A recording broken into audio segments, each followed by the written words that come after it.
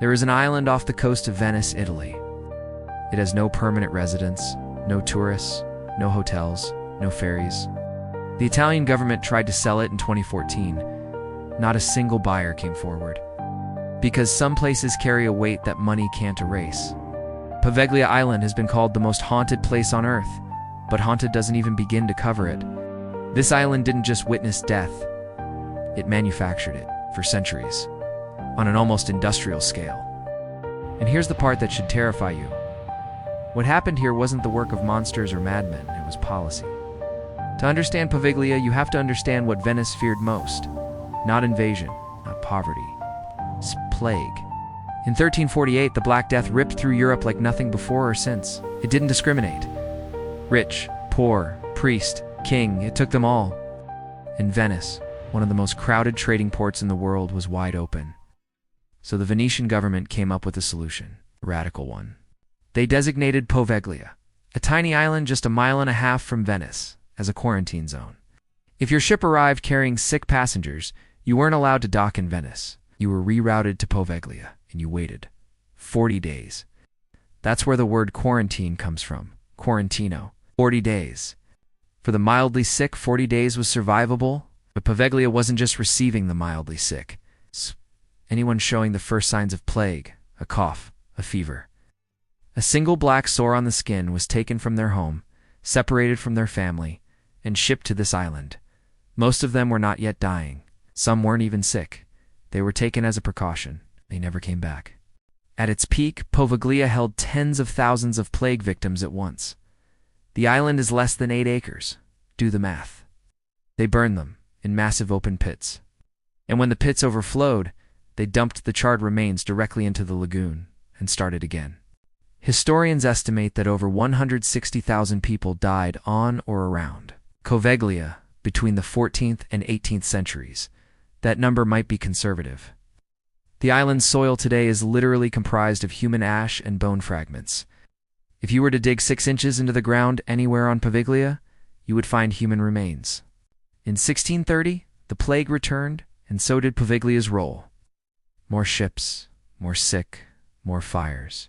Fishermen from Venice, even today, refuse to drop their nets near Poveglia, not because of superstition, because the nets come up full of bones. But the plague eventually passed. Most quarantine islands were returned to normal use.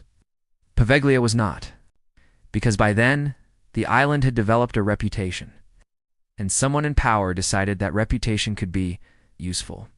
In 1922, the Italian government converted Poveglia Island into a psychiatric hospital. Think about that choice for a moment.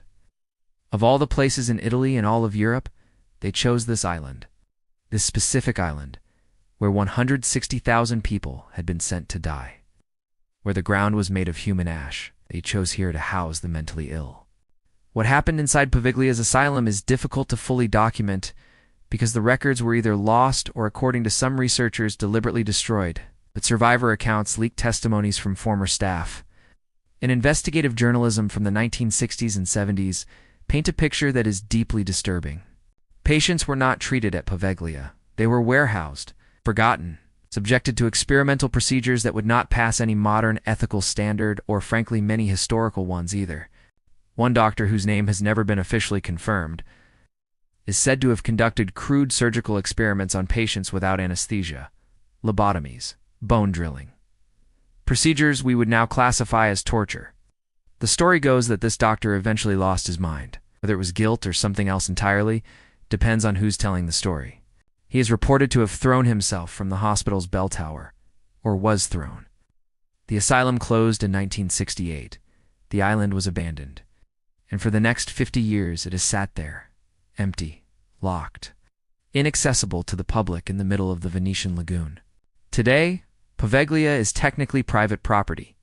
Access is illegal without a permit. The Italian government has been trying to figure out what to do with it for decades. In 2014, they auctioned off a 99-year lease. The winning bid was €513,000, absurdly cheap for a piece of real estate in the Venetian Lagoon. The buyer wanted to turn it into a hotel. Local Venetians were outraged. Activists occupied the island in protest. The deal fell through. Because Here's the thing that the numbers don't capture, that the history doesn't fully communicate. Poveglia isn't just a dark tourist attraction. It is, in the truest sense, a mass grave. Every stone of that island absorbed someone's final breath. Every tree growing through those broken walls grew from soil made of human remains. That's not poetry, that's geology, and right now it sits 1.5 miles from one of the most visited cities on the planet, hiding in plain sight. A place of industrialized death, softened by Italian fog and the passage of time. The ghost tours don't do it justice, because the horror of Poveglia isn't supernatural, it's institutional, deliberate, human. That is so much worse. Poveglia is still there, still locked, still full of ash and bone and broken beds and unanswered questions, and Venice glittering. Photogenic, full of tourists eating gelato, is right there, close enough to see on a clear day. Some things don't haunt us from the past. They haunt us because we keep pretending they're in the past. Subscribe, because next time, we're going somewhere even more disturbing, if you can believe that.